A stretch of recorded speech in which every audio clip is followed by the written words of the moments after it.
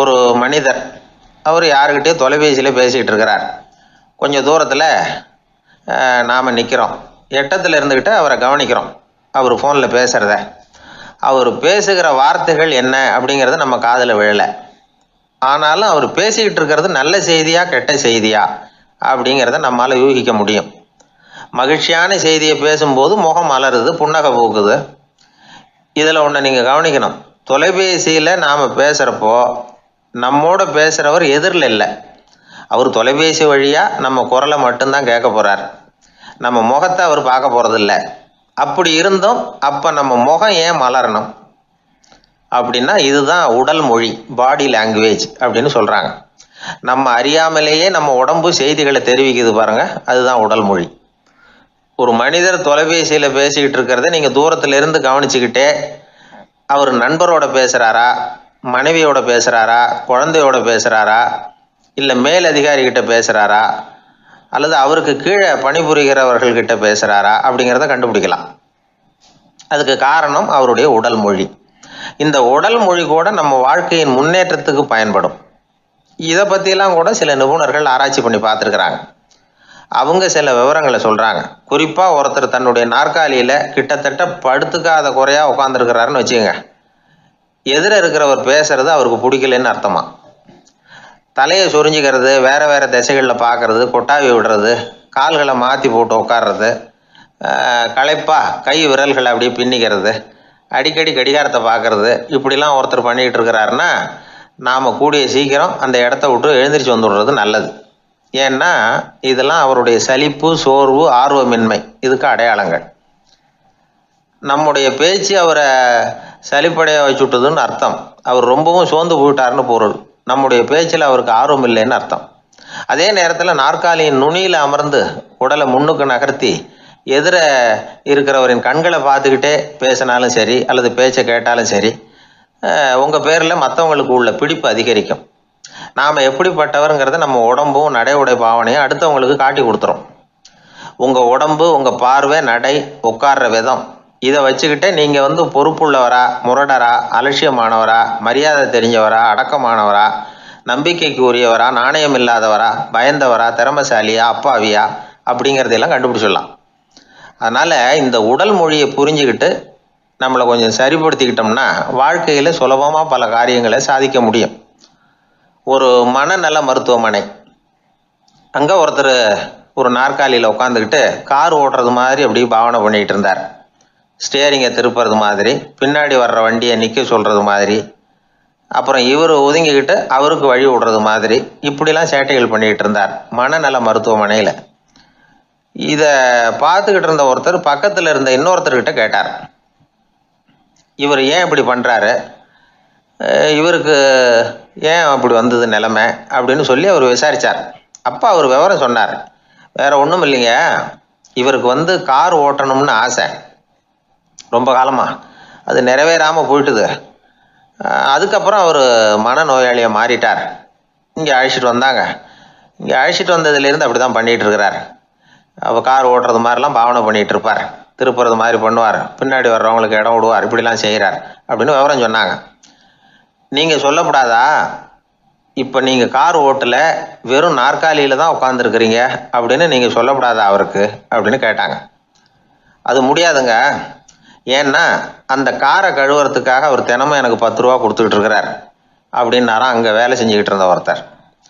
அதனால் வாழ்க்கையில் நாம் இந்த உடல் மொழியை புரிஞ்சுக்கணும்.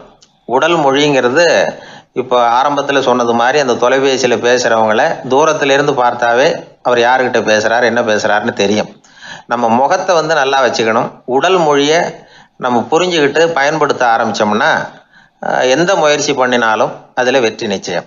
ஊரில் ஒரு சிற்பி இருந்தார். சிற்பின்னா அவர் ரொம்ப திறமையுள்ளவர். அதாவது எங்கேயாவது ஒரு கல் கிடந்தால் போதும், அதை அப்படியே எடுத்துகிட்டு வருவார். கொஞ்ச நாள் கழித்து அவர் இடத்துக்கு போய் பார்த்தா அழகாக ஒரு சிற்பம் உட்காந்துருக்கும். இந்த கல்லாக கிடந்தது சிற்பமாக மாறி இருக்கும், அந்த அளவுக்கு பண்ணிவிடுவார். அப்பேற்பட்ட சிற்பி எப்படிங்க அவ்வளவு மோசமான ஒரு கல்லில் இருந்து இவ்வளவு அழகாக ஒரு சிற்பத்தை உங்களால் வடிக்க முடிஞ்சுது அப்படின்னு கேட்டால், அது ஒன்றும் பெரிய விஷயம் இல்லைங்க. இந்த சிற்பம் ஏற்கனவே அந்த கல்லுக்குள்ளே இருந்தது. இதை சுற்றி இருக்கிற வேண்டாத பகுதிகளெல்லாம் உளியால் கொத்தி எடுத்துவிட்டேன், அவ்வளவுதான் என் வேலை. உடனே உள்ளே இருந்த இது வெளியில் வந்துட்டுது அப்படிம்பார். அந்த அளவுக்கு திறமைசாலி.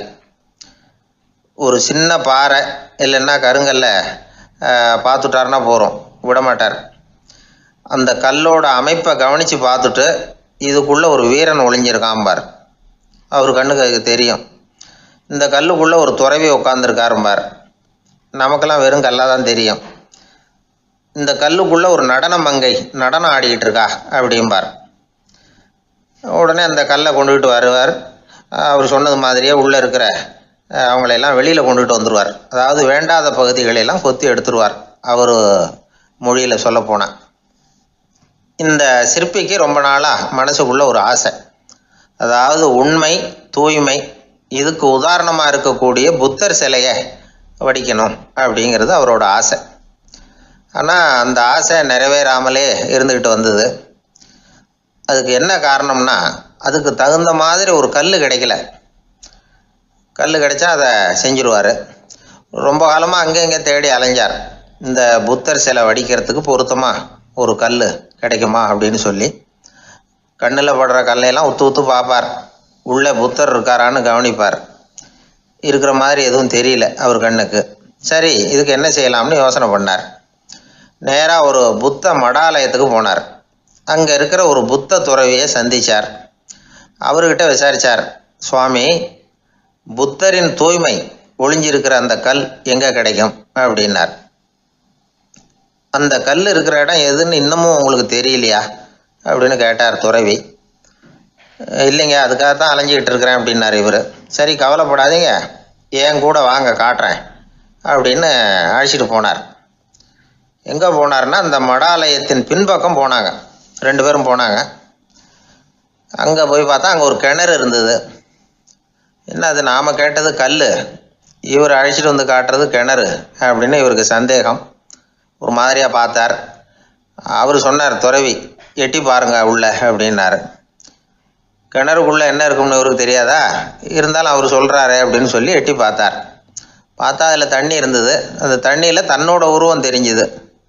இப்போ அந்த புத்த ஞானி சொன்னார், துறவியாரே, புத்தரை நாம தான் ஒழிச்சு வச்சிருக்கிறோம், நமக்குள்ளே தான் அவர் மறைஞ்சிருக்கிறார். அவரை அடையாளம் தெரியாதபடி மூடி இருக்கிறது எது தெரியுமா? நம்மக்கிட்ட இருக்கிற கோபம், போலித்தனம், பதட்டம், ஆசை, இதெல்லாம் தான். அறிவு அப்படிங்கிற ஒளியால் அதையெல்லாம் செதுக்கி எடுத்துட்டோம்னா அந்த அழகான புத்தர் வெளியில் வந்துடுவார் அப்படின்னு சொன்னார் துறவி. அதனால் நமக்குள்ளே இருக்கிற நம்மளை நமக்கே அடையாளம் தெரியல அப்படிங்கிறது தான் உண்மை. அந்த உண்மையான மனிதன் உள்ளே இருக்கிறான். இவர் கல்லை பார்த்துட்டு உள்ளே யார் இருக்காங்கிறது அவருக்கு தெரிஞ்சுது சிற்பிக்கு. ஆனால் உண்மையான புத்தர் எங்கே இருக்காருங்கிறத அவரால் அடையாளம் கண்டுபிடிக்க முடியல. அப்படி தான் பல பேர் இன்றைக்கி இருந்துக்கிட்டு இருக்கிறோம். ஒரு அப்பா தன்னுடைய பிள்ளைக்கு புத்தி சொன்னார், அதோ பார்ப்பா, மனசு தான் கல், அறிவு தான் உளி. உன்னுடைய மனசுங்கிற கல்லை அறிவுங்கிற ஒளியால் செதுக்கி அழகான மனிதனாக நீ வெளியில் வரணும்னார். அதுக்காக தான்ப்பா தேடிகிட்டு இருக்கேன்னா அவன்.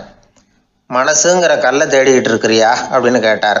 இல்லைப்பா, அறிவுங்கிற ஒளி எங்கே இருக்குன்னு தெரியல எனக்கு, அதை தான் தேடிக்கிட்டு இருக்கிறேன் அப்படின்னு நானா. அதனால் அறிவை தேடிக்கிட்டு இருக்கிறவன் என்னைக்கு உண்மையை கண்டுபிடிக்க போகிறான், அதையே கண்டுபிடிக்க முடியலைங்கும் பொழுது. அதனால் நாம் யார் அப்படிங்கிறது நமக்கு அடையாளம் தெரியணும். அந்த அடையாளம் தெரிஞ்சுட்டா வாழ்க்கையில் வெற்றி நிச்சயம். ஒரு ஊரில் ஒரு ஆள் இருந்தான். அவனுக்கும் அவன் மனைவிக்கும் சண்டை. இவன் கோவிச்சுக்கிட்டு வீட்டை விட்டு வெளியில் வந்துட்டான். நேராக தன்னுடைய நண்பன் ஒருத்தனை தேடிட்டு போனான். அந்த நண்பன் எப்படின்னா, எதுக்கும் அசரமாட்டான், எப்பவும் மகிழ்ச்சியாக இருப்பான். அவங்ககிட்ட போய் இவன் யோசனை கேட்டான்.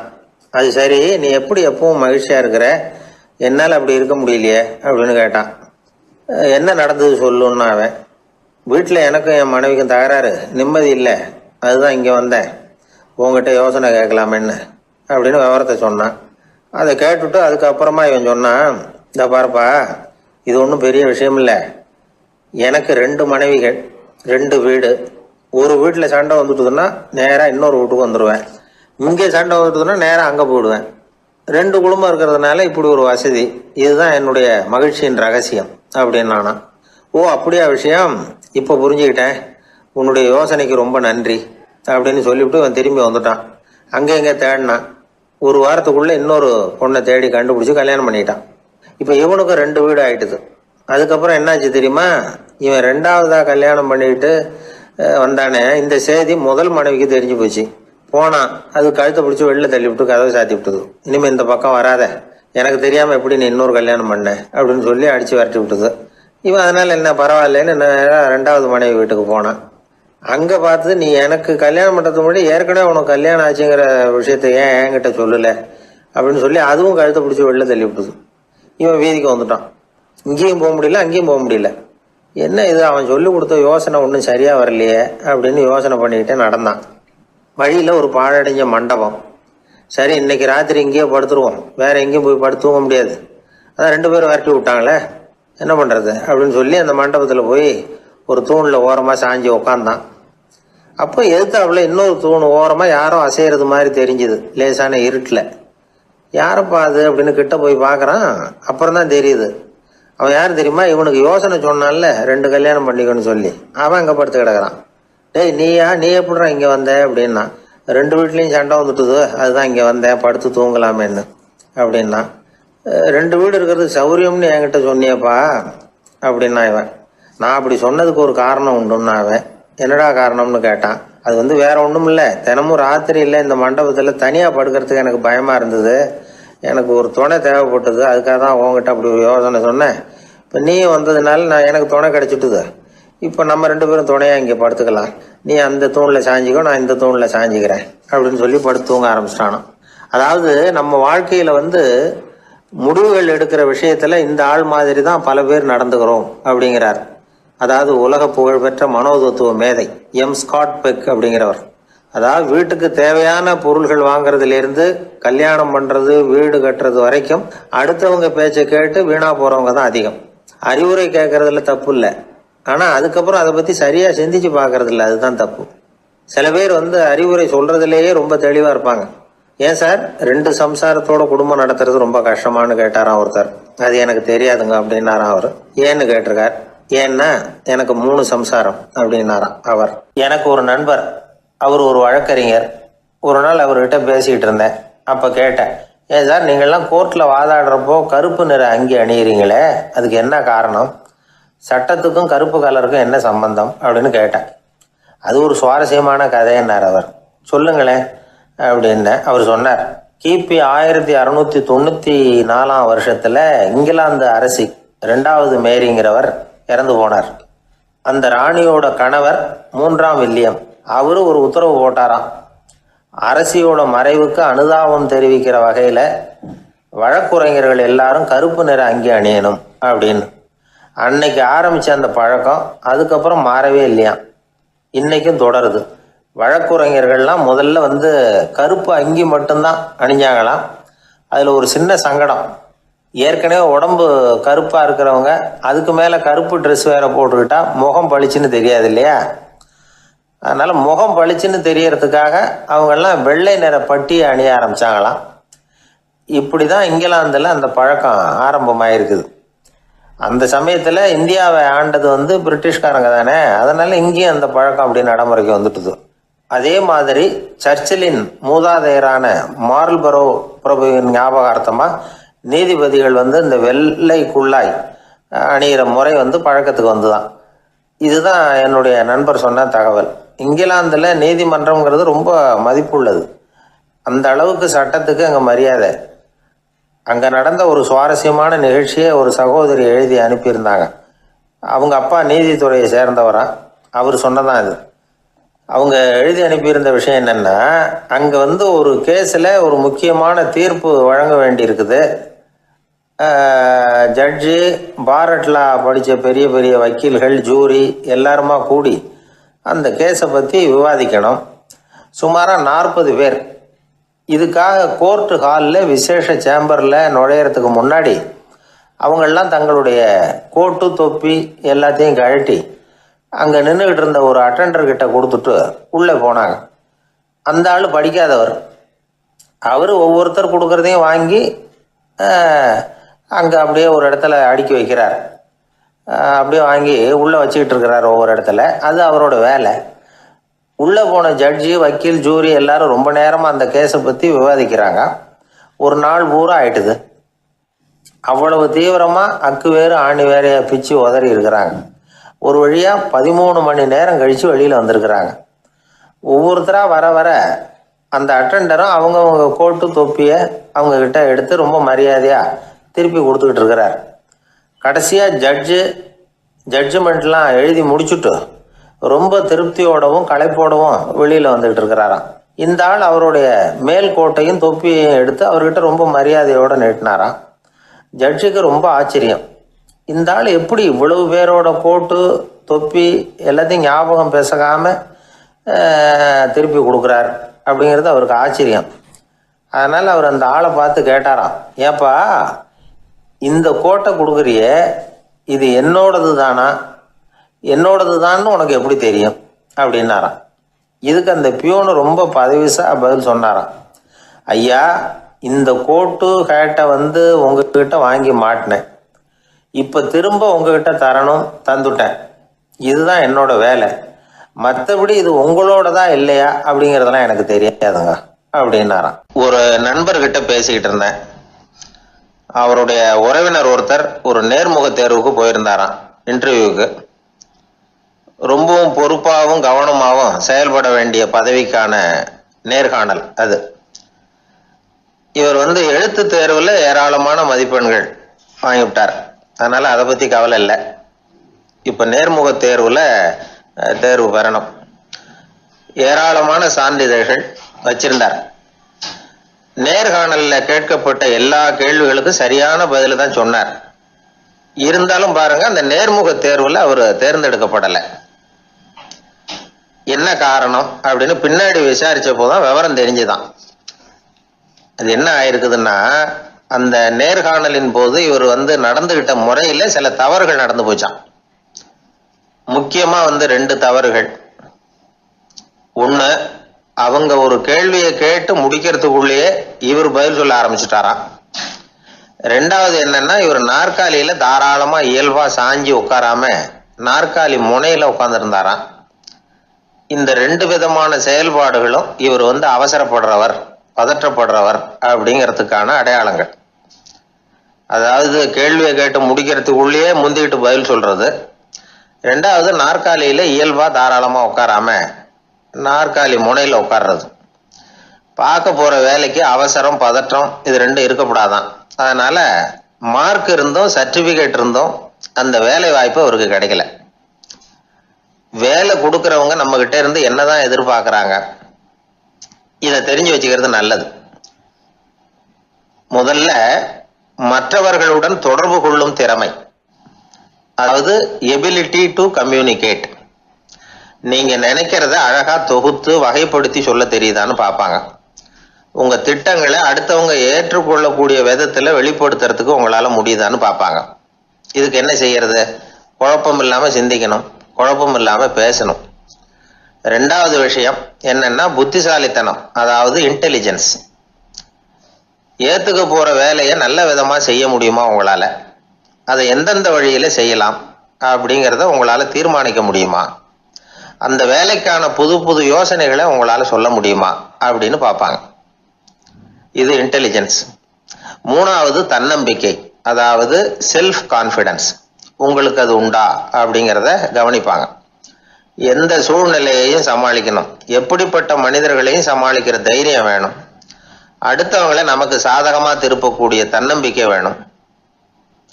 நாலாவது பொறுப்புகளை முன்வந்து ஏற்றுக்கொள்ளுதல், வில்லிங்னஸ் டு அக்செப்ட் ரெஸ்பான்சிபிலிட்டி. பொறுப்புகள்ல இருந்து நழுவி போக ஆசைப்படாம செஞ்சு முடிக்கணும். அஞ்சாவது முன் வருதல், இனிஷியேட்டிவ். வேலையோட முக்கியத்துவம் உணர்ந்து அதை ஏத்துக்கிட்டு தகுந்த நடவடிக்கைகளை தயங்காம எடுக்கிறதுக்கு முன் வரணும். ஆறாவது என்னன்னு கேட்டீங்கன்னா தலைமைத்துவம், லீடர்ஷிப். 4 பேருக்கு தலைமை தாங்கி நல்ல விதத்துல நடந்துக்க தெரியுதா? ஏழாவது கற்பனை திறன், இமேஜினேஷன். சில பிரச்சனைகள் வரக்கூடும் அப்படின்னு முன்கூட்டியே யூகிச்சு அதுக்கு தகுந்த மாதிரி நடவடிக்கை எடுக்கிற திறமை உண்டா அப்படிங்கிறத பார்ப்பாங்க. எட்டாவது என்னன்னா வளைந்து கொடுத்தல், பிளெக்சிபிலிட்டி. சூழ்நிலைக்கு தகுந்த மாதிரி, மாற்றங்களுக்கு தகுந்த மாதிரி அனுசரித்து நடந்துக்கிறதுக்கு தெரியுதா அவங்களுக்கு அப்படிங்கிறத கவனிப்பாங்க. அடுத்தது திறமைகளை வெளிக்கொணரும் திறமை, இன்டர்பர்சனல் ஸ்கில்ஸ். அடுத்தவங்க கிட்ட இருக்கிற திறமையை கண்டுபிடிச்சி அதை நல்ல விதத்தில் ஊக்கப்படுத்தி பயன்படுத்த தெரியுதா அப்படின்னு பார்ப்பாங்க. ஆறாவது சுய அறிவு, செல்ஃப் நாலேஜ். அடுத்தவங்க நம்மளை பற்றி என்ன நினைக்கிறாங்க அப்படிங்கிறத நம்மளால் புரிஞ்சுக்க முடியுதாங்கிறது முக்கியம். அடுத்தது போட்டி மனப்பான்மை, காம்படிட்டிவ்னஸ். அடுத்தவங்களை ஒப்பிட்டு பார்த்து அதை விட ஒரு படி மேலே வரணுங்கிற குணம் வேணும். இதுக்கு அடுத்தது என்னன்னா குறிக்கோளை வெல்லுதல், கோல் அச்சீவ்மெண்ட். குறிக்கோளை சவாலாக எடுத்துக்கிட்டு அதை அடையணும். அப்புறம் வேறுபட்ட திறமைகள், ஒகேஷனல் ஸ்கில்ஸ். பதவிக்கு வேண்டிய திறமைகள் தவிர மற்ற திறமைகள் எதுவும் உண்டாங்கிறது முக்கியம். நமக்கு வேலை கொடுக்கணும்னு நினைக்கிறவங்க நம்மகிட்ட இருந்து இவ்வளவும் எதிர்பார்ப்பாங்க. அதுக்கு தகுந்த மாதிரி நம்மளை நாமே தயார்படுத்திக்கணும். எனக்கு வேண்டப்பட்ட ஒருத்தர் ஒரு இன்டர்வியூவுக்கு போயிட்டு வந்தார், நேர்காணலுக்கு. எப்படி இருந்தது இன்டர்வியூன்னு விசாரித்தேன். நான் போனேன். அவர் கேட்ட எல்லா கேள்விக்கும் அவர் எதிர்பார்த்தது மாதிரியே எல்லா பதிலையும் சொன்னேன். கடைசியாக நான் எதிர்பார்க்காத ஒரு தகவலை அவர் சொன்னார் அப்படின்னார். என்னன்னு கேட்டேன்.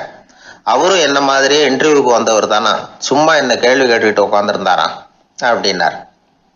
அதனால ஒரு நேர்காணலுக்கு போறதுக்கு முன்னாடி என்ன எதிர்பார்க்கறாங்க அப்படிங்கறத தெரிஞ்சுக்கிட்டு போனா வெற்றி நிச்சயம். ஊர்ல ஒரு ஞானி இருந்தார். ஒரு நாள் அவரை தேடிட்டு ஒருத்தர் வந்தார். வந்தவர் ஞானியை பார்த்து ஒரு கேள்வி கேட்டார். ஐயா, உங்களுடைய சாதனை என்ன? இதுதான் அவர் கேட்ட கேள்வி. இதை கேட்டதும் அந்த ஞானி நிமிர்ந்து இவரை பார்த்தார். அப்புறம் சொன்னார், அது ஒன்றும் பெரிய விஷயம் இல்லை, அது ரொம்ப எளிமையான ஒண்ணு. எப்போ எனக்கு பசிக்குதோ அப்போ நான் சாப்பிட்டுருவேன், எப்போ எனக்கு தூக்கம் வருதோ அப்போ நான் தூங்கிடுவேன், அவ்வளவுதான் அப்படின்னார். கேள்வி கேட்டவர் ஒரு மாதிரி ஆயிட்டார். ஐயா, இதே தானே நாங்களும் செய்யறோம், இதுல என்ன அதிசயம் இருக்கு அப்படின்னார். இப்ப அந்த ஞானி சொன்னாராம், இங்கதான் நீங்க தப்பு பண்றீங்க அப்படின்னாராம். அப்படியான்னாரு இவர். ஆமா அப்படின்னாராம். நீங்க செய்யற தவறு எனக்கு புரியுது. ஏன்னா நான் உங்களை மாதிரி நான் வாழ்ந்து பார்த்துருக்கிறேன். அதனால என்னுடைய அனுபவத்துல உங்களுக்கும் எனக்கும் உள்ள வித்தியாசத்தை உணர முடியுதுன்னாராம். என்ன சொல்றீங்க, எனக்கு ஒன்றும் புரியலையேன்னாராம் இவரு. இதை பாருங்க, சாப்பிடுறதுங்கிறது நாம ரெண்டு பேருக்கும் பொதுவான ஒரு காரியம்தான். ஆனா நீங்க சாப்பிடுறதுக்கும் நான் சாப்பிடுறதுக்கும் வித்தியாசம் இருக்கு அப்படின்னாராம். என்ன வித்தியாசம்னு கேட்டிருக்கார். நீங்க பசி இல்லாத பொழுது சாப்பிடுறீங்க, இப்போ சாப்பிடுற நேரம் வந்துட்டுது அப்படிங்கிறதுக்காக சாப்பிடுறீங்க. சாப்பாடு ருசியா இருக்கு அப்படிங்கிறதுக்காக சாப்பிடுறீங்க. எது தேவைங்கிறது தெரியாம சாப்பிடுறீங்க. அது மாதிரி தூக்கமும் உங்களுக்கு ஒரு பழக்கமா போட்டுது. இப்போ இது தேவையா இல்லையா அப்படிங்கிறத பத்தி நீங்க யோசிச்சு பாக்குறது இல்ல. சாப்பிடும் பொழுது 1000 வேலைகளை மனசுல நினைச்சுக்கிட்டு இருப்பீங்க. அதனால அது சாப்பிடுதலா இருக்காது. அதே மாதிரி நீங்க தூங்கும் பொழுதும் அது தூங்குதலா இருக்காது. ஏகப்பட்ட கனவுகள் வரும். உங்க மனசு மேலும் மேலும் கனவுகளை உருவாக்கி கொண்டே இருக்கும். அதனால எனக்குள்ள நடக்கிறது வேற மாதிரி, நீங்க நினைக்கிறது மாதிரி இல்ல. எனக்குள்ள நடக்கிறது எப்படின்னா, நீங்க செய்யறது மாதிரி இல்ல. தூக்க உணர்வு வந்த உடனே தூங்குதல் மட்டுமே நடைபெறும். அதுதான் என்கிட்ட நடக்கிறது அப்படின்னாராம் அந்த ஞானி. இப்ப வித்தியாசம் புரியுதா? அந்த ஞானி சாப்பிடுறத அனுபவிக்கிறார், அது எக்ஸ்பீரியன்ஸ். நாம அப்படி இல்லை, மனம் போன போக்குல சாப்பிடுறோம். இது இன்டெலிஜிங். இது ரெண்டுலயும் செயல்ல வேறுபாடு இல்லை, விழிப்புணர்வுல தான் வேறுபாடு இருக்கு. அவர் சாப்பிடும் பொழுது ஒரு சாட்சி மனோபாவத்தோட சாப்பிடுறார். எவ்வளவு தேவையோ அவ்வளவுதான் சாப்பிடுறார். ஏன்னா அவருடைய விழிப்புணர்வு முழுமையா செயல்படுது. அதனால அவர் சாப்பிடும் பொழுது நம்மை விட மகிழ்ச்சியா இருக்கிறார். நாம அப்படி இல்லை, வயிற்றை நிரப்புறதுக்காக சாப்பிடுறோம். இன்னும் சொல்ல போனா சாப்பிடும் பொழுது நாம அங்கேயும் இருக்கிறது இல்லை, எங்கேயோ போயிடுறோம். உடம்பு மட்டும்தான் அங்க இருக்கும். ஆனா ஞானி அப்படி இல்லை. அவர் சாப்பிடும் பொழுது சாப்பிடுதல் மட்டுமே இருக்கும். எந்த ஒரு செயலையும் விழிப்புணர்வோட செய்யலாம், மனம் போன போக்கிலையும் செய்யலாம். விழிப்புடன் செய்யறப்போ செய்யும் செயல் நம்ம அனுபவமாகிறது, அவ்வளவுதான்.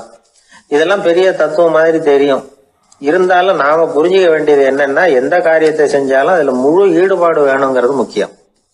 அந்த அளவுக்கு முதல்ல நம்மளை மாத்திக்கிட்டா போதும். ஆனா நம்ம ஆளுங்க அந்த அளவுக்கு இருக்கிறது இல்ல, எல்லாமே அரைகுறை தான். கேட்டா ஞாபகம் வருது. ஒருத்தன் என்ன பண்ணானா, விமான டிக்கெட் வாங்கிக்கிட்டு ரயில்வே ஸ்டேஷனுக்கு வந்துட்டான். அப்புறம் தான் புரிஞ்சுது தவறுதெல்லாம் இங்க வந்துட்டோங்கிறது. உடனே அவசரமா விமான நிலையத்தை நோக்கி ஓடி இருக்கிறான். அங்க போய் கவுண்டர்ல கேட்டிருக்கான், மேடம் நான் தவறுதெல்லாம் ரயில்வே ஸ்டேஷனுக்கு போயிட்டேன், இப்ப விமானத்தையும் தவற விட்டுட்டேன் அடுத்த ஃப்ளைட்டில் எனக்கு இதை மாற்றி தர முடியுமான்னு கேட்டிருக்கான். முடியாதுன்னாங்களாம் அந்த அம்மா. ஏன்னு கேட்டானா, ஏன்னா இப்போ நீங்கள் வந்திருக்கிறது பஸ் ஸ்டாண்டு அப்படின்னாங்களாம். சீடன் வெளியூர் புறப்படுறதுக்கு தயாராக இருந்தான். ரொம்ப தூரம் போக போகிறான். திரும்பி வர நாளாகும். புறப்படுறதுக்கான ஆயத்த வேலைகளில் ஈடுபட்டிருந்தான். அந்த சமயம் பார்த்து இன்னொரு சீடன் அவங்கிட்ட வந்தான். நம்ம குரு உன்னை அழைச்சிட்டு வர சொன்னார் வா அப்படின்னு கூப்பிட்டான். இவன் உடனே புறப்பட்டு போனான். குருநாதரை பார்த்தான். அவர் காலில் விழுந்து வணங்கினான். வணங்கிவிட்டு எழுந்திரிச்சான். அவ்வளவுதான். குரு ஏதாவது உபதேசம் பண்ணுவாருன்னு எதிர்பார்த்தான். ஆனால் நடந்தது என்ன தெரியுமா? குரு அவனுக்கு ஓங்கி ஒரு அடி கொடுத்தார். எதிர்பாராம இந்த அடியை வாங்கினதும் அந்த சீடன் அதிர்ந்து போயிட்டான். பக்கத்தில் இருந்த மற்ற சீடர்களும் திகைச்சு போய் நின்றுட்டாங்க. அடி வாங்கின சீடனுக்கு மனசுக்குள்ள குழப்பம். நாம என்ன தப்பு பண்ணணும்? புறப்படுற நேரத்துல இப்படி குரு கிட்ட அடி வாங்குற மாதிரி ஆயிட்டுதே அப்படின்னு நினைச்சு மனசுக்குள்ள ரொம்ப வேதனைப்பட்டான். கொஞ்சம் துணிச்சலை வரவழைச்சுக்கிட்டு குருநாதர்கிட்டயே கேட்டுட்டான். சுவாமி, நான் என்ன தப்பு பண்ணினேன்? என்னை இப்படி அடிச்சுட்டீங்களே, ஒரு வார்த்தை கூட உங்களை எதிர்த்து நான் பேசினது இல்லையே, இவ்வளவு காலமா உங்க விருப்பத்துக்கு விரோதமா ஒரு காரியம் கூட நான் செஞ்சது இல்லையே, வந்ததும் வராததுமா ஒண்ணுமே சொல்லாம என்ன அடிச்சுட்டீங்களே, குருவே நான் செஞ்ச குற்றம் தான் என்ன அப்படின்னு கண்ணீரோட பரிதாபமா கேட்டானா அந்த சீடன். ஆனா அந்த குரு முகத்துல கொஞ்சம் கூட கோபம் இல்லை.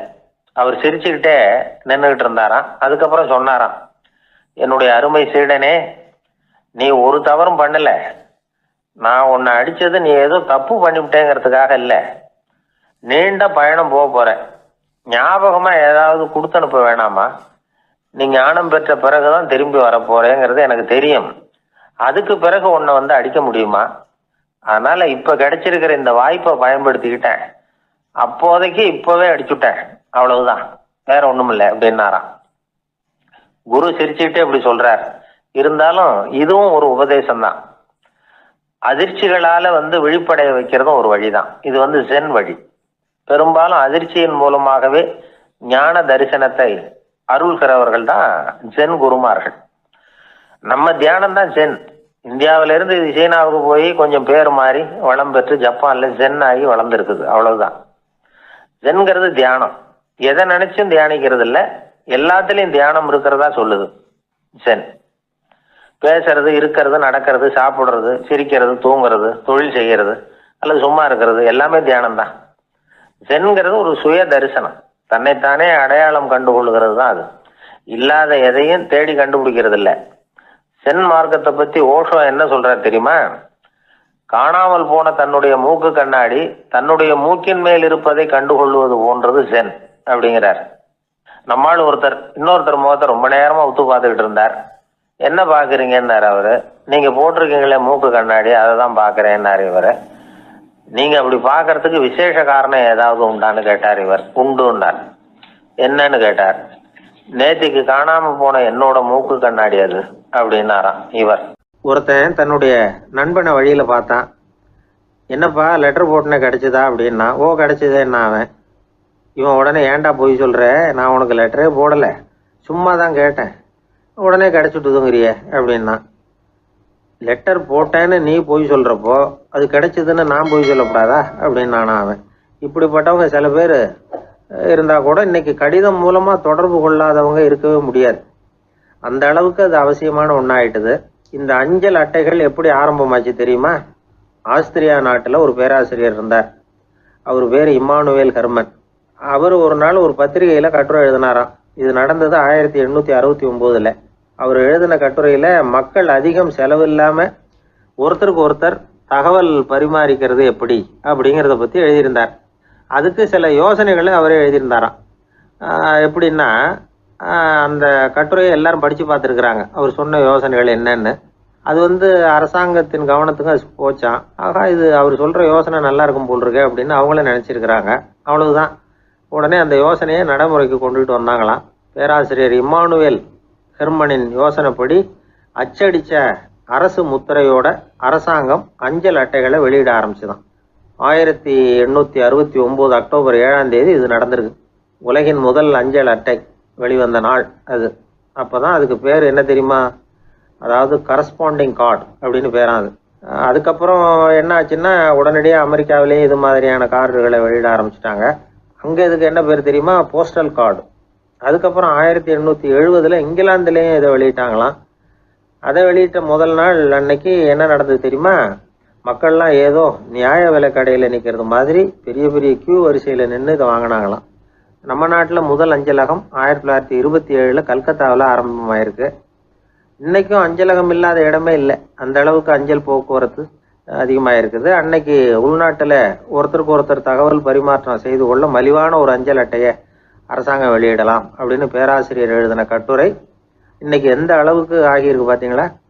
ஒருத்தன் ஒரு தபால் பெட்டிக்கு பக்கத்தில் தலையை வச்சுக்கிட்டு அவன் பாட்டுக்கு நின்றுட்டு இருந்திருக்கான். அங்கேருந்து இன்னொருத்தன் கேட்டிருக்கான், என்ன ஆச்சுன்னு. கொஞ்ச நேரத்துக்கு முன்னாடி இந்த தபால் பெட்டியில் ஒரு கார்டு எழுதி போட்டேன், விவரமெல்லாம் நல்லா தான் எழுதியிருக்கிறேன், ஆனால் அட்ரஸ் எழுத மறந்துட்டேன் அப்படின்னு நானா. உடனே அவன், அதுக்காக கவலைப்படாத, நான் போட்ட கார்டில் அட்ரஸ் எல்லாம் பின்கோடு உள்பட கரெக்டாக எழுதியிருக்கேன், ஆனால் விவரம் எழுத மறந்துட்டேன் நானா. கவலைப்படாத, கொஞ்ச நேரத்தில் தபால்காரர் வருவார், பெட்டியை திறந்ததும் நம்ம லெட்டரை கேட்டு வாங்கிக்கலாம்னா ஒருத்தன். கொஞ்ச நேரத்துக்கு முன்னாடி அவர் வந்தார், கேட்டேன், அதுக்கப்புறம் தான் மனசுக்கு ரொம்ப கஷ்டமாக போச்சு நானா. இவன் ஏண்டான்னு கேட்டிருக்கான். அவன், இது தபால் புட்டு இல்லையா. ஒரு தடவை கலைவாணர் NS கிருஷ்ணன் பேராசிரியர் கல்கியை சந்தித்து பேசிக்கிட்டு இருந்தாராம். கலைவாணர் கல்கியை பார்த்து, எனக்கு கதை எழுத ஆசையாக இருக்குது, எப்படி எழுதுறதுன்னு கேட்டாராம். கதை எழுதுறதுக்கு 4 மை வேணும்னாராம் கல்கி. அப்படியா, அப்படின்னா என்னென்ன கலர் மை அப்படின்னு கேட்டிருக்காரு கலைவாணர் சிரிச்சுக்கிட்டே. நான் சொன்னது கலர் மை இல்லை, அது வேற மை. அதாவது கதை எழுதுறதுக்கு தேவைப்படுகிற 4 மை எதுன்னா, 1 திறமை, 2 பேணாமை, 3வது தனிமை, 4வது பொறுமை அப்படின்னாராம். உடனே கலைவாணர், உங்கள் யோசனை அருமை அப்படின்னாராம். அதுதான் கலைவாணர். பொதுவாக எழுத்தாளர்கள் எழுதுகிற மாதிரி நடந்துக்கிறது இல்லை, ஆனால் கலைவாணர் என்ன சொல்லுவாரோ அதே மாதிரி நடந்துக்குவார். எல்லாருக்கும் எல்லாம் கிடைக்கணுங்கிற கருத்தை சினிமா படங்களில் வலியுறுத்துவார். அதே மாதிரி நடைமுறை வாழ்க்கையிலேயே எல்லாருக்கும் எல்லாமும் கொடுப்பார். பணம், பதவி, புகழ் இப்படி எதுவுமே இல்லாத ஒரு சாதாரண மனுஷனாக இருந்தால் கூட இவர் மனுஷனுக்கு கொடுக்குற மரியாதையில் கொஞ்சமும் குறைச்சல் இருக்காது. இந்த குணம் சாதாரணமாக எல்லாருக்கும் இருக்கிறது இல்லை. அவர் சினிமா தியேட்டருக்கு போய் சினிமா பார்க்குறது வழக்கம். அவர் வந்திருக்கிறாருங்கிறது தெரிஞ்சால் போதும், வெளியில் பிச்சைக்காரங்க வந்து கூடிடுவாங்க. இது அவருக்கு தெரியும். வெளியில் நம்மளை நம்பி ஒரு கூட்டம் காத்துக்கிட்டு இருக்குமேன்னு நினைப்பார். உடனே ஒரு 100 ரூபா நோட்டை கொடுத்து சில்லறையாக மாற்றிட்டு வர சொல்லுவார்.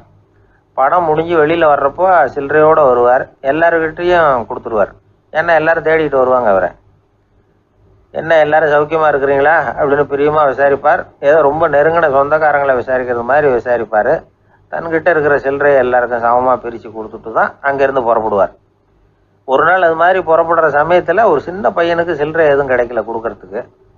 இது கலைவாணருக்கு தெரியாது. காரில் ஏறி புறப்பட்டு போயிட்டார். அந்த பையன் காரை பிடிச்சிக்கிட்டு பின்னாடியே ஓடியாந்துருக்கிறான். ஐயா, நீங்களே இல்லைன்னு சொன்னால் நான் என்ன பண்ணுறது, இன்னைக்கு பட்னி தான், அம்மாவுக்கு வேற உடம்பு சரியில்லை அப்படின்னு கத்திக்கிட்டே ஓடியாந்தானா. கலைவாணர் கவனிச்சுட்டார். உடனே காரை நிறுத்த சொன்னார், இறங்கினார். அந்த சின்ன பையனை கட்டி பிடிச்சிக்கிட்டு, என்னை மன்னிச்சுக்கப்பா, நான் கவனிக்காமல் வந்துட்டேன் அப்படின்னு சொல்லி அழ ஆரம்பிச்சிட்டாராம். இன்னொரு தடவை இதே மாதிரி ஒரு தியேட்டர்லேருந்து வெளியில் வந்திருக்கிறார். ஒரு ஆள் அவர்கிட்ட வந்து நின்றுருக்கார். அவர் கொடுக்கறதுக்கு இவர்கிட்ட பணம் இல்லை. பணம் இல்லையாப்பா அப்படின்னாராம். உங்ககிட்டே இல்லையா அப்படின்னாராம் அவர். கலைவாணருக்கு மனசு ரொம்ப சங்கடமாக போச்சு. உடனே புறப்பட்டு வீட்டுக்கு போனார். அங்கே இங்கே தேடி பார்த்து அங்கேருந்த கொஞ்சம் நெஞ்ச சில்லறையை எடுத்தார். காரு டிரைவரை கூப்பிட்டார். தியேட்டர் வாசலில் நின்றுக்கிட்டு இருந்த ஆசாமியோட அங்க அடையாளங்களை சொன்னார். காரை எடுத்துகிட்டு போய் அந்த ஆளை கண்டுபிடிச்சி இந்த காசை கொடுத்துட்டு வா அப்படின்னு அனுப்பி வச்சாராம். பிச்சை போடுறதுக்காக காரை அனுப்புனதாக வேற யாரை பற்றியாவது நீங்கள் கேள்விப்பட்டிருக்கிறீங்களா? அவர் ஒரு வித்தியாசமான மனிதர், வித்தியாசமான கலைஞர். கலைவாணரோட சகோதரர் கல்யாணம் நடந்தது. அதில் தியாகராஜ பாகவதர் கச்சேரி முடிஞ்ச உடனே அதில் சம்பந்தப்பட்ட கலைஞர்களுக்கெல்லாம் கலைவாணர் பரிசுகள் கொடுக்குறார். அந்த கச்சேரியில் கடம் வாசித்தவருக்கு மட்டும் மற்ற எல்லாருக்கும் கொடுத்ததை விட பெருசாக ஒரு வெள்ளி கோப்பையை பரிசாக கொடுத்தாராம். மற்றவங்களுக்கெல்லாம் சின்னதாக கொடுத்துட்டு கட வித்துவானுக்கு மட்டும் பெருசாக பரிசு கொடுக்குறீங்களே ஏன்னு கேட்டிருக்கிறாங்க. அதுக்கு கலைவாணர் விளக்கம் கொடுத்தாராம். இப்பெல்லாம் ரயிலில் கூட்டம் அதிகங்கிறது உங்களுக்கு எல்லாருக்கும் தெரியும்.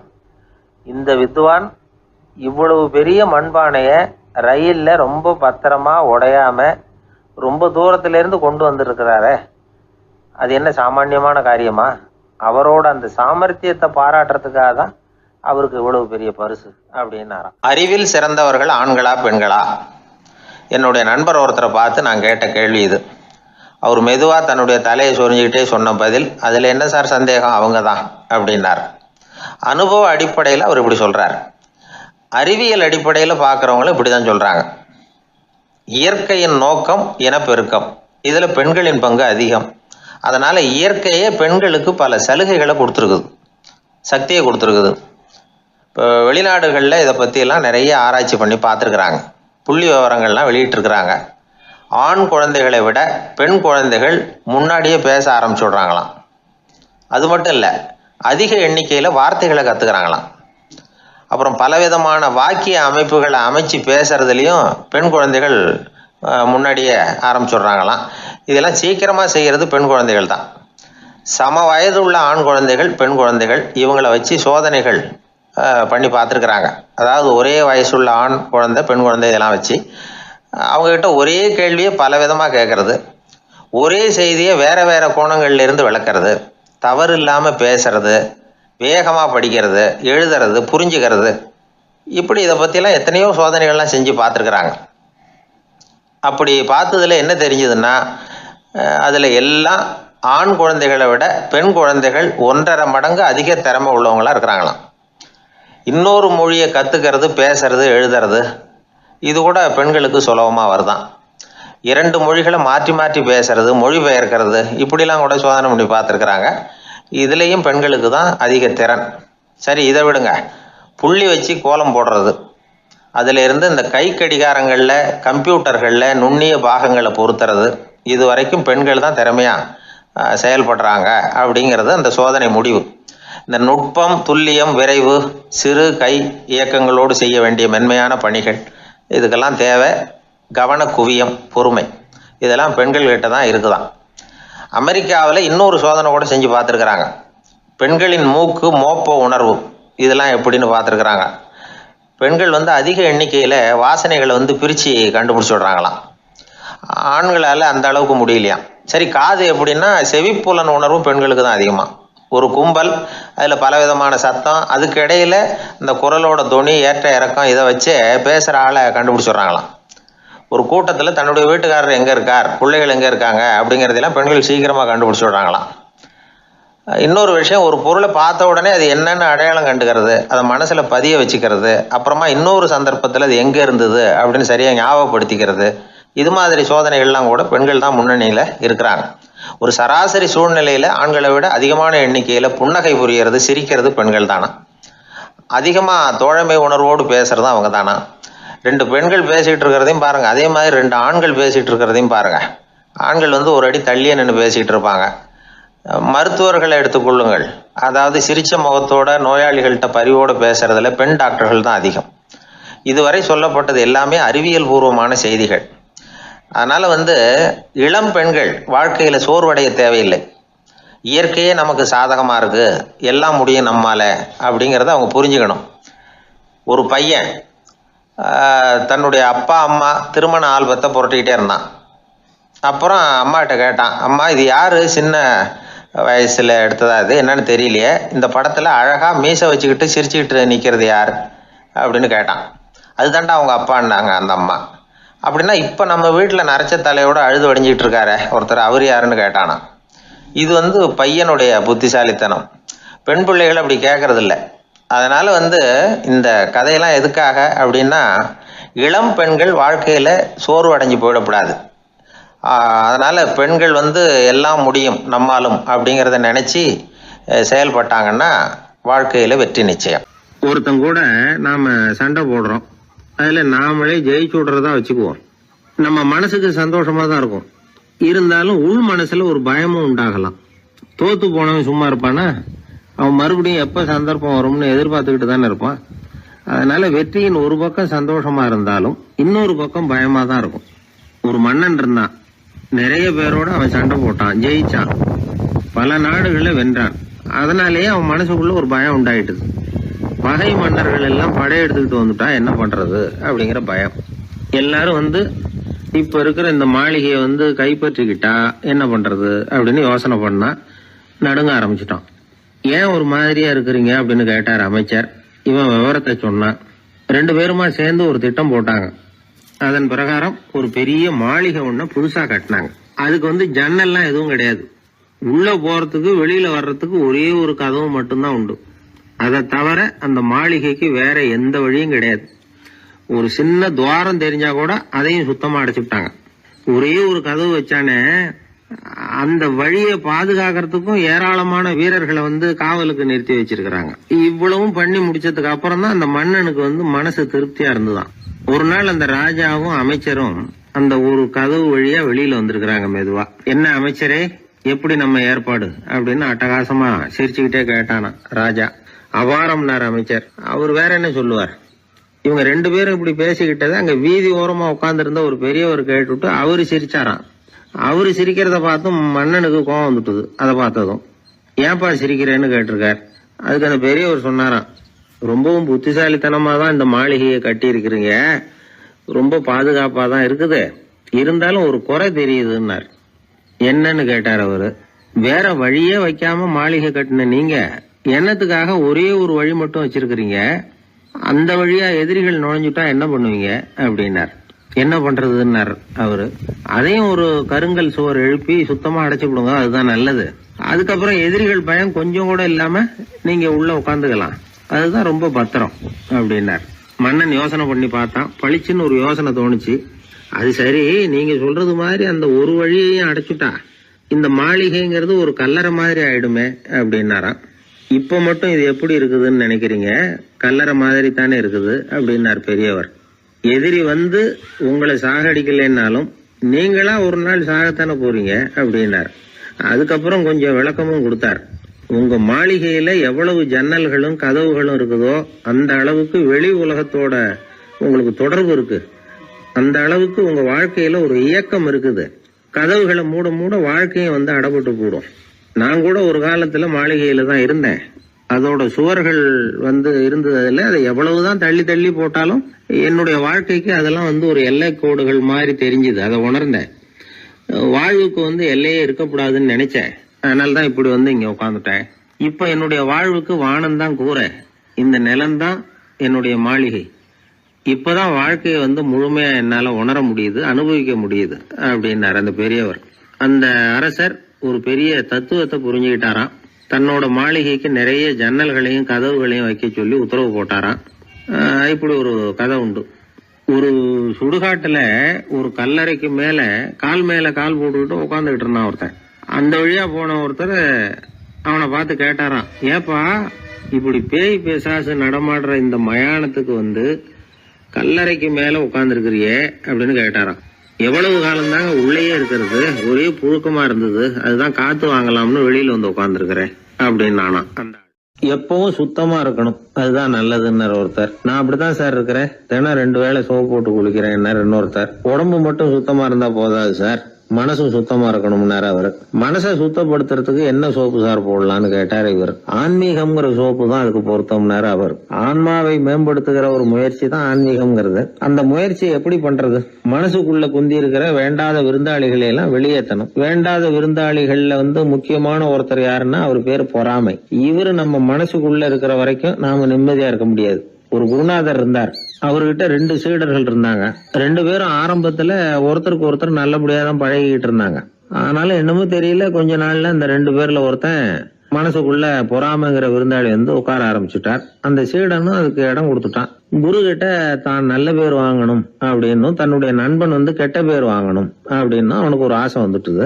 என்ன பண்ணலாம்னு யோசனை பண்ணான். ஒரு நாள் விடியற் காலையில எழுந்திருச்சான். நேரா குரு கிட்ட போய் அவர் முன்னாடி நின்னான். குருவே, என்ன பாருங்க, நான் எவ்வளவு சீக்கிரமா எழுந்திருச்சு குளிச்சு முடிச்சுட்டு உங்களை வணங்குறதுக்காக நிக்கிறேன். ஆனா அவன் இருக்கானே இன்னமும் கண்ணு முழிக்கவே இல்லை, தூங்கிக்கிட்டே இருக்கிறான், தூங்கு மிஞ்சி அப்படின்னா. குருநாதர் நிமிந்து பார்த்தார். அப்படியா?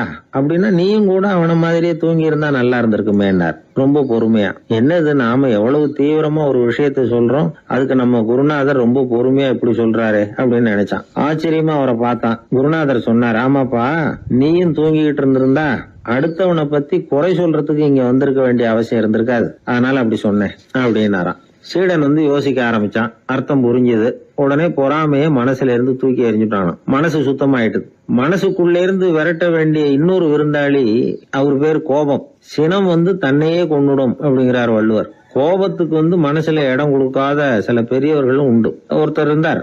அவர் ஒரு சமயம் கோதாவரி நதியில போய் குளிச்சுட்டு திரும்பி வந்துட்டு இருக்கிறார். ஒரு பெரியவர் வர்ற வழியில ஒரு மரத்து மேல உட்கார்ந்திருந்த ஒருத்தன் அவர் மேல துப்பி போடுறான். இவர் உடனே திரும்பி போய் மறுபடியும் குளிச்சுட்டு வர்றார். அப்பவும் துப்புறான். அவர் கோவப்படல, பேசாம மறுபடியும் திரும்பி போய் குளிச்சுட்டு வர்றாரு. இப்படி பல தடவை நடந்துகிட்டே இருக்குது. ஒரு கட்டத்துல இந்த ஆளு தோத்து போய் அவர் காலிலே விழுறான். ஆச்சரியப்பட்டு கேக்குறான், அது எப்படிங்க நீங்க கோவப்படாம இருக்கிறீங்களே, அது எப்படி அப்படின்னா, அதுக்கு அந்த பெரியவர் சொன்னாராம், நான் கோவப்பட்டிருந்தா என் மனசு அசுத்தமா இருக்கும். உடம்பு அசுத்தமான குளிச்சு சுத்தப்படுத்திக்கலாம், மனசை அப்படி சுத்தப்படுத்த முடியாது, அது கொஞ்சம் கஷ்டம் அப்படின்னாராம். ஆக கூடி மனசு அசுத்தமாகாம பாத்துக்க வேண்டியது நம்ம கடமை.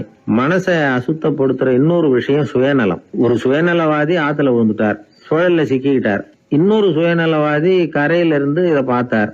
ஒரு கயத்தை தூக்கி போட்டு அதை புடிச்சுக்க சொல்லி கரையில இழுத்து காப்பாத்தினார். அவர் கரையில ஏறின உடனே இவரை பார்த்து, என்ன காப்பாத்தினதுக்காக உங்களுக்கு 50 காசு கொடுக்கலாம்னு பாக்குறேன், ஆனா என்கிட்ட 1 ரூபாயா இருக்கு, சில்லறையா இல்ல அப்படின்னாராம். உடனே காப்பாத்தினவர் இவரை பார்த்து, அப்படின்னா நீங்க இன்னொரு தடவை தண்ணியில விழுந்துருங்க, நான் காப்பாத்துறேன், 1 ரூபாயா கொடுத்துடலாம் அப்படின்னாராம். இப்படிப்பட்டவங்க எல்லாம் எத்தனை தடவை தண்ணியில விழுந்தாலும் மனசு சுத்தமாக போறதில்லை. இந்த உலகத்துல 7 வகையான மனிதர்கள் இருக்கிறாங்களாம். டாக்டர் எட்வர்டு பாஷ் அப்படிங்கிறவர் சொல்றார், மனிதர்களோட மனோநிலை அடிப்படையில அவங்கள 7 வகையா பிரிக்கலாம்ங்கிறார் அவர். அது எப்படி தெரியுமா? முதல் வகை பயந்த குணம் உள்ளவர்கள். சார் ரொம்ப பயந்த சுபாவம், வீட்டுல கூட வாயை திறக்க மாட்டார், சாப்பிட போறப்ப மட்டும்தான் கொஞ்சம் வாயை திறப்பார் அப்படிங்கிறோம்ல, அவங்க எல்லாம் இந்த ரகம். 2வது வகை எப்படின்னா சஞ்சலப்படுகிறவர்கள். எதுக்கு எடுத்தாலும் கலக்கம் குழப்பம், இப்படியே காலம் தள்ளுறவங்க பல பேரை பார்த்திருப்பீங்க, அவங்க எல்லாம் இந்த ரகம். 3வது வகை எப்படின்னா யதார்த்த உலகை மறந்து கற்பனை உலகத்திலேயே மிதக்கிறவங்க. இளைஞர்கள், கவிஞர்கள், இப்படி பல பேர் இருக்கிறாங்க. எப்ப பார்த்தாலும் கற்பனை உலகத்திலேயே மிதந்துகிட்டு இருப்பாங்க. கிட்டத்துல போய் என்னங்க ஒரு மாதிரியா இருக்கிறீங்களே அப்படின்னு கேட்டு பாருங்க, ஒரு அற்ப புழுவை பாக்குறது மாதிரி உங்களை பார்ப்பாங்க. அதுவும் இந்த வானத்து நிலா என்னை வாவென்று அழைக்கிறது, எனக்கு விரைவில் ஒரு நாள் சிறகுகள் முளைக்கும், சிறகடித்து பறந்து செல்லுவேன், என் செல்ல நிலாவை கொஞ்சி விட்டு திரும்பி வருவேன், அப்படி இப்படின்னு பேச ஆரம்பிச்சிருவாங்க. கொஞ்சம் அப்புறம் இருக்கட்டும்ப்பா, இப்ப கஞ்சிக்கு வழிய பாருடா அப்படின்னா அதை காதல வாங்க மாட்டான். 4வது வகை மனிதர்கள் எப்படின்னா தனிமை உணர்வு மிக்கவர்கள். இவங்கெல்லாம் மற்றவங்களோட சகஜமா நெருங்கி பழகிறது இல்ல, தான் உண்டு தன்னுடைய வேலை உண்டுன்னு போறவங்க. அடுத்த வீட்டுல இருக்கிறது யாருன்னு கேட்டா கூட அடுத்த வீடுன்னு ஒண்ணு இருக்கா அப்படின்னு கேட்பாங்க. அவங்க கிட்ட மேற்கொண்டு என்னத்தை பேசுறது. 5வது வகை மனிதர்கள் எப்படின்னா மற்றவர்கள் செல்வாக்குக்கு உட்பட மறுப்பவர்கள். அடுத்தவங்க செல்வாக்குக்கு இவங்க ஆட்படுறது இல்ல. நான் யார் தெரியுமா அப்படின்னு கேட்டா அதை தெரிஞ்சுக்கிட்டு எனக்கு என்ன ஆக போகுது அப்படிம்பாங்க. 6வது வகை எப்படின்னா எப்பவும் எதுலயும் பற்றில்லாம இருக்கிறவங்க. இது ஒரு துறவு மனப்பான்மை. இயல்பாவே சில பேர் இப்படி இருக்கிறது உண்டு, அவங்களுக்கு எதுலயுமே ஒரு ஈடுபாடு இருக்காது. 7வது வகை மனிதர்கள் மற்றவங்க கவலையை தன்னுடையதான் ஆக்கிக்கிட்டு கவலைப்படுறவங்க. இவங்க மகாத்மாக்கள். தான் வேற அடுத்தவங்க வேறன்னு நினைக்கிறது இல்லை. இவங்க அப்படிப்பட்ட எண்ணம் இவங்களுக்கு வர்றதில்லை. அதனால அடுத்தவங்களுக்கு ஒரு கஷ்டம் வந்தா அதை தன்னுடைய கஷ்டமாக எடுத்துக்கிட்டு கவலைப்படுறவங்க இவங்க. ஆக கூடி இப்படி 7 வகையான மனிதர்களை அடையாளம் காட்டுறார் அந்த நிபுணர். நாம இதுல எந்த அகத்துல வர்றோங்கிறத நாம தான் அடையாளம் கண்டுபிடிச்சுக்கணும். எனக்கு தெரிஞ்ச ஒரு மனிதர் உண்டு. அவர் ஒரு வித்தியாசமான டைப்பு. எதையும் பிராக்டிக்கலா யோசிக்கிறவர். எப்பவும் அடுத்தவங்களுக்கு ஒன்றும் பண்ண மாட்டார். ஆனா நினைக்கிறது என்னன்னா அடுத்தவங்களும் நல்லா இருக்கணும், நாமளும் சந்தோஷமா இருக்கணும் அப்படின்னு ஆசைப்படுறவர். அவருக்கு ஒரு சமயம் திடீர்னு உடம்பு சோகம் இல்லாம போயிட்டுது. டாக்டர் கிட்டத்துல போனார், பணம் கொடுத்தார், வைத்தியம் பார்த்தார். அவரு எழுதி கொடுத்த மருந்து சீட்டை வாங்கிட்டார். மருந்து கடைக்கு போனாரு, பணம் கொடுத்தாரு, மருந்து வாங்கினார்.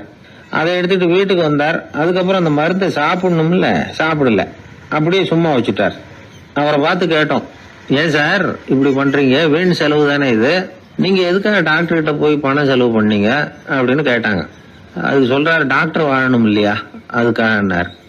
சரி, அதுக்கப்புறம் என்னத்துக்கு மருந்து வாங்கினீங்க அப்படின்னு கேட்டா, மருந்து கடைக்காரர் வாழணும் இல்லையா, அதுக்காக அப்படின்னாரு. சரி, அப்புறம் ஏன் வாங்கின மருந்தை சாப்பிடாம வச்சிருக்கிறீங்க அப்படின்னா, நான் வாழணும் இல்லையா அதுக்காக அப்படின்னாராம் அந்த ஆள். ஒரு பூங்கா, அங்க ஒருத்தர் நின்றுட்டு இருக்கிறார், ஏதோ ஆழ்ந்த யோசனையில இருக்கிறார். அந்த பக்கமா இன்னொருத்தர் வந்தார், இவரை கவனிச்சார். என்ன யோசனைன்னு கேட்டார். எப்படி எழுந்திருக்கிறதுன்னு யோசனை பண்ணிட்டு இருக்கிறேன்னாரு. அவர் கேட்டவருக்கு ஒரு மாதிரி ஆயிட்டது. ஏற்கனவே நின்றுகிட்டு இருக்கிற ஒருத்தர் எப்படி எழுந்திருச்சு நிக்கிறதுன்னு யோசிக்கிறாருன்னா அது ஆச்சரியம் தானே. அதுக்கப்புறம் இவர் யோசிக்க ஆரம்பிச்சார், என்ன இவர் இப்படி பேசுறாரு அப்படின்னு. கீழே விழுந்தாதானே எழுந்திருச்சு நிக்க முடியும். எழுந்திருக்கணும்னு நினைக்கிறவங்க முதல்ல கீழே விழணும். இவர் முதல்ல கீழே விழணும், அதுக்கப்புறம் தான் எழுந்திருக்கிறது எப்படின்னு சிந்திக்க முடியும். இந்த உலகத்துல எல்லாருமே கீழே விழுந்து எழுந்தவர்கள் தான். இப்ப இந்த குழந்தை பருவத்துல கீழே விழாம நடைபயில கற்றுக்கிட்டவங்க யாராவது உண்டா? சின்ன வயசுல ஒரு தடவை கூட கீழே விழல சார், அப்படியே பிறந்தாரு வளர்ந்தாரு பெரியவர் ஆயிட்டார் அப்படின்னு யாரையும் சொல்ல முடியாது. மனுஷங்கிறவன் விழுந்து புரண்டு எழுந்துதான் நடக்க கத்துக்கிறான். ஒரு உண்மையை நாம எல்லாரும் புரிஞ்சுக்கணும். இந்த உலகத்துல தவறு செய்யாத மனிதர்களே யாரும் கிடையாது. அப்படி இருக்கிறப்போ எப்போதாவது நாம தவறு பண்ணிவிட்டோம்னா அதுக்காக மனசு உடைஞ்சு போயிடக்கூடாது, வாழ்க்கையில வெறுப்பு வந்துடக்கூடாது. தவறு நடந்துட்டுதா அதுக்காக மனசு உடைஞ்சு போடாதீங்க, அதை ஒரு பாடமா எடுத்துக்கங்க. அதே தவறு மறுபடியும் நடக்காம வேணும்னா பாத்துக்கலாம், அது போதும். தடைக்கல்ல படிக்கெல்லாம் மாத்திக்கணும், இதுதான் இதுல முக்கியம். ஒரு அலுவலகம், அங்க ஒரு அதிகாரி, அவர் உயர்ந்த பதவியில் இருந்தார், சிறந்த நிர்வாகின்னு பேர் வாங்கினவர். அவர் தனக்கு கீழே வேலை செய்யறவங்க கிட்ட எல்லாம் சொல்லுவாராம், இந்த நிறுவனத்துல நீங்க எத்தனை தடவை வேணும்னாலும் தவறுகள் செய்யலாம், ஒரே விஷயம் என்னன்னா ஒரே தவறை மறுபடியும் செய்யக்கூடாது, அது முக்கியம் அப்படின்பாராம்.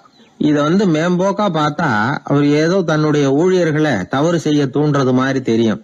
ஆனா உண்மை அப்படி இல்ல. இன்னைக்கு என்ன நடக்குது தெரியுமா? அநேகமா எல்லா மனிதர்களுமே ஒரே தவறை தான் மறுபடியும் செய்யறாங்க. விளையாட்டு வீரர்கள் ஒரே மாதிரியான தவறுகளை திரும்ப திரும்ப செய்யறது உண்டு. கணக்கு எழுதுறவங்கள பாருங்க, ஒரே தப்ப மறுபடியும் செய்வாங்க. அலுவலகம் வருகிறவர்களை கவனிங்க, ஒரு நாள் தாமதமா வந்தா பரவாயில்ல, தினமும் தாமதமா வருவாங்க. இது மாதிரி செய்த தவறையே திரும்ப திரும்ப செய்யறதுக்கு என்ன காரணம்? ஞாபக மறதி, கவனக்குறைவு, தன்னுடைய திறமை பேர்ல அளவுக்கு மீறிய நம்பிக்கை, இப்படி இதுல ஏதாவது ஒரு காரணமா இருக்கலாம் அப்படிங்கிறாங்க இது பற்றி ஆய்வு செய்கிற வல்லுநர்கள். ஒரு தடவை செஞ்ச தவிர மறுபடியும் செய்யறது இல்லைன்னு முடிவு செஞ்சுக்கிட்டு அதை செயல்படுத்த கத்துக்கணும், அது போதும், வாழ்க்கை வெற்றிகரமா அமையும் அப்படிங்கிறாங்க அந்த அனுபவசாலிகள். அதனால வெற்றிகரமா வாழ்க்கையில நடைபோட விரும்பும் இளைஞர்கள் தவிர்க்க வேண்டியது என்னன்னா, முதல்ல சோம்பலை தவிருங்கள், சுறுசுறுப்பாக இயங்குங்கள் அப்படிங்கறது அவங்க அறிவுரை. 2வது ஞாபக மறதி, எந்த செயல்லையும் ஈடுபாடு வேணும், அக்கறை வேணும். 3வது கவனக்குறைவு, எதையும் அலட்சியப்படுத்தக்கூடாது. 4வது என்னால முடியாதது எதுவுமே கிடையாது அப்படிங்கிற அளவுக்கு மீறிய நம்பிக்கை, அது ஆபத்துல கொண்டு போய் விட்டுரும். முதல் தவறு உங்களுக்கு ஒரு பாடமா அமையணும். ஒரு மனிதர் அவர் தன்னுடைய 2 காதுலயும் கட்டு போட்டுக்கிட்டு வந்தார். அவருடைய நண்பர் அதை கவனிச்சுட்டாரு. என்ன சார் ஆச்சு, 2 காதுலயும் கட்டு போட்டுருக்கீங்களே அப்படின்னு விசாரிச்சார். ஒண்ணுமில்ல சார், வீட்டுல ரொம்ப ஆர்வமா டிவியில கிரிக்கெட் மேட்ச் பாத்துக்கிட்டு இருந்தேன். இப்போ என்னுடைய மனைவி துணிகளுக்கு அயன் பண்ணிட்டு இருந்தாங்க. அயன் பாக்ஸ் அப்படியே வச்சுட்டு அடுப்பங்கரைக்கு போயிட்டாங்க. அந்த சமயம் பார்த்து டெலிபோன் பண்ணி அடிச்சது. அவசரமா ஓடி போய் அதை எடுத்து காதுல வச்சேன். அப்பதான் தெரியும் அது அயன் பாக்ஸ்ங்கிற விஷயம். சூடா இருந்ததா, சுட்டு விட்டுது அப்படின்னாரு. ஒரு காது சரி சார், 2 காது ஏன் அப்படி ஆச்சு அப்படின்னு கேட்டார். அதே ஆளு மறுபடியும் போன் பண்ணா சார் அப்படின்னாரு. இவர் எவ்வளவு தூரம் யோசிச்சிருப்பாரு பாருங்க. தவறு மறுபடியும் நடக்கக்கூடாது, முதல் தவறு உங்களுக்கு ஒரு பாடமாக அமையட்டும் அப்படிங்கறது தான் இதுல இருந்து நாம தெரிந்து கொள்ள வேண்டிய கருத்து. அதனால தவறுகள் அதெல்லாம் தடைக்கெல்லாம் நினைக்க வேண்டாம், படிக்கெல்லாம் நினைப்போம். அப்படி நினைச்சோம்னா வாழ்க்கையில வெற்றி நிச்சயம். காசி தேசத்துல ஒரு வேடன் இருந்தானா, அவன் வழக்கம் போல காட்டுக்கு வேட்டையாட போயிருக்கிறான். ஒரு மானுக்கு நேரா குறி பார்த்து அம்பை விட்டுருக்கான். குறி தவறி போய் அந்த அம்பு ஒரு பெரிய மரத்து மேல போய் குத்திக்கிட்டுது. விஷம் தடவுன அம்பு, அதனால மரம் வீணா போயிட்டுது. அதுல இருந்த இலை காய் எல்லாம் உதிர ஆரம்பிச்சுட்டுது. கொஞ்ச நாள்ல அந்த மரம் பூரா காஞ்சி அப்படியே பட்டு போச்சு. அந்த மரத்துல ஒரு பொந்து, அதுல ஒரு கிளி ரொம்ப காலமா இருந்துகிட்டு இருக்குது. அந்த மரம் நல்லபடியா வளமா இருந்த காலத்துல நிறைய பறவைகள் அதுல தங்கி இருந்தது. மரம் காய ஆரம்பிச்சதும் அந்த பறவையெல்லாம் யோசிக்க ஆரம்பிச்சது, சரி இனிமே இந்த மரம் நமக்கு சரிபட்டு வராது, வேற இடம் பார்க்க வேண்டியதுதான் அப்படின்னு நினைச்சு ஒவ்வொன்னா பறந்து போக ஆரம்பிச்சுட்டுது. கடைசியில தங்கி இருந்தது அந்த ஒரு கிளி மட்டும்தான். அது அந்த மரத்தை விட்டுட்டு எங்கேயும் போறதுக்கு பிரியப்படல. ஏன்னா அதுக்கு அந்த மரத்து மேல அவ்வளவு அன்பு. இறை தேடுறதுக்கு கூட அந்த கிளி வெளியே போறது இல்ல. சாப்பிடாம இருந்தா உடம்பு என்னத்துக்கு ஆகும்? கிளி ரொம்ப வாடி போயிட்டுது, சத்தம் போட்டு கத்த கூட அதால முடியல. அந்த கிளி இப்படி நடந்துக்கிறது தேவலோகத்துல இருந்த இந்திரனுக்கே ரொம்ப ஆச்சரியமா இருந்ததுதான். நேர்ல போய் அந்த கிளிய பாத்துட்டு வந்தா தேவையில்லைன்னு தோணுச்சு அவனுக்கு. உடனே தேவலோகத்திலிருந்து புறப்பட்டு பூலோகத்துக்கு வந்து சேர்ந்தான் இந்திரன். ஒரு சாதாரண மனுஷன் மாதிரி அந்த கிளிக்கு முன்னாடி போய் நின்னான். கிளியே, உனக்கு என்ன பைத்தியமா? இந்த மரத்துல இலையும் இல்ல காயும் இல்ல, கிளையெல்லாம் காஞ்சி போய் எப்போ ஒடிஞ்சு விழலாம்னு நேரம் பார்த்துக்கிட்டு இருக்குது. நீ இன்னமும் இதையே கட்டிக்கிட்டு அழுதுகிட்டு இருக்கிறிய. உன் கூட இருந்த மற்ற பறவைகள்லாம் பாத்தியா? இதே காட்டுல உள்ள செழிப்பான மரங்கள்ல போய் கூடு கட்டிக்கிட்டு சுகமா இருந்துகிட்டு இருக்கு. நீ மட்டும் ஏன் இப்படி கஷ்டப்படணும் அப்படின்னு கேட்டான் இந்திரன். கிளியை சும்மா சோதிக்கிறதுக்காக தான் அப்படி கேட்டிருக்கான். அந்த கிளிக்கு தவ வலிமை அதிகம், அதனால வந்திருக்கிறது இந்திரன் தாங்கிறது அதுக்கு புரிஞ்சு போச்சு. தேவேந்திரா, நான் இந்த மரத்துலதான் பிறந்தேன் வளர்ந்தேன். சின்ன வயசுல இருந்து என்னை வளர்த்து காப்பாத்தி ஆளாகினது இந்த மரம் தான். எனக்கு பசி எடுத்தப்போ பழம் கொடுத்தது இந்த மரம் தான். எனக்கு ஆபத்து வந்தப்போ அடைக்கலம் கொடுத்தது இந்த மரம் தான். இப்போ இந்த மரம் கஷ்ட திசையில இருக்குது. இந்த நேரத்துல நான் மட்டும் நல்லா இருந்தா போதும்னு நினைக்கலாமா? அது சுயநலம் இல்லையா? இப்படி இது துன்பப்படுற காலத்துல நானும் இது கூட இருந்து துன்பத்தை சகிச்சுக்கிறது தான் நியாயம். உதவி செஞ்சவங்களை உதறி தள்ளுறது நல்லது இல்லைங்கிறது உங்களுக்கே தெரியும். என்னோட நல்ல விரதத்தை குலைக்கிறது மாதிரி அல்லவா இருக்குது நீங்க சொல்றது. தேவர்களுக்கு ஏற்படுற சந்தேகங்களையே தீர்த்து வைக்கக்கூடிய நிலைமையில இருக்கிற நீங்க எனக்கு இப்படி உபதேசம் பண்ணலாமா அப்படின்னு கேட்டுதான் கிளி. இந்திரனுக்கு ரொம்ப மகிழ்ச்சி. இத கேட்டதும் கிளியே, நண்பர்கள்னா உன்ன மாதிரி இருக்கணும். பொதுவா ஒருத்தர் நல்லா இருக்கிறப்போ அவரை சுத்தி நிறைய பேர் இருப்பாங்க. அவர் கொஞ்சம் வீணா போயிட்டா அத்தனை பேரும் ஓடி போடுவாங்க. நீ அது மாதிரி இல்ல. சுகத்தையும் துக்கத்தையும் சமமா எடுத்துக்கிட்ட. உன்னை பாராட்டுறேன். உனக்கு விருப்பமான வரம் ஏதாவது கேளு தரேன் அப்படின்னாராம் இந்திரன். கிளி என்ன வரம் கேட்டது தெரியுமா? இந்த மரம் மறுபடியும் முன்னாடி இருந்தது மாதிரியே இலை பூ கனிகளோட செழிப்பா இருக்கணும் அப்படின்னு கேட்டுக்கிட்டுதான். அப்படியே தந்தேன்னாரு இந்திரன். அடுத்த வினாடியே மரம் முன்னாடி இருந்ததை விட செழிப்பா பூத்து குலுங்க ஆரம்பிச்சுட்டுது. அந்த கிளியும் ரொம்ப நாள் சந்தோஷமா வாழ்ந்துட்டு அதுக்கப்புறம் இந்திரலோகம் போய் சேர்ந்துதான். மகாபாரதத்துல பீஷ்மர் தர்மருக்கு இந்த கதையை சொல்றார். மற்றவர்கள் துன்பப்படுறப்போ இந்த கிளி மாதிரி எவன் பரிவு கொள்றானோ அவன் மேன்மை அடையிறது நிச்சயம் அப்படின்னு அவர் சொல்றார். சரி, அந்த கதையை இந்த சமயத்துல எதுக்கு சொல்லணும் அப்படின்னா, வயசான காலத்துல அம்மா அப்பாவை கவனிக்காத பிள்ளைங்க காதல இது விழட்டுமேங்கிறதுக்காக தான். மத்தவங்க துன்பப்படுறப்போ பரிவு காட்டினாலே அந்த அளவுக்கு மேன்மை கிடைக்கும்னா, பெத்தவங்க துன்பப்படுறப்போ பரிவு காட்டினா எந்த அளவுக்கு மேன்மைங்கிறத நினைச்சு பார்க்கணும். ஒரு வயசான அப்பா தன்னோட பிள்ளைய பத்தி ரொம்ப மெச்சுக்கிட்டார். என் பிள்ளை எப்பவும் புத்திசாலித்தனமா குடும்பம் நடத்துறான்.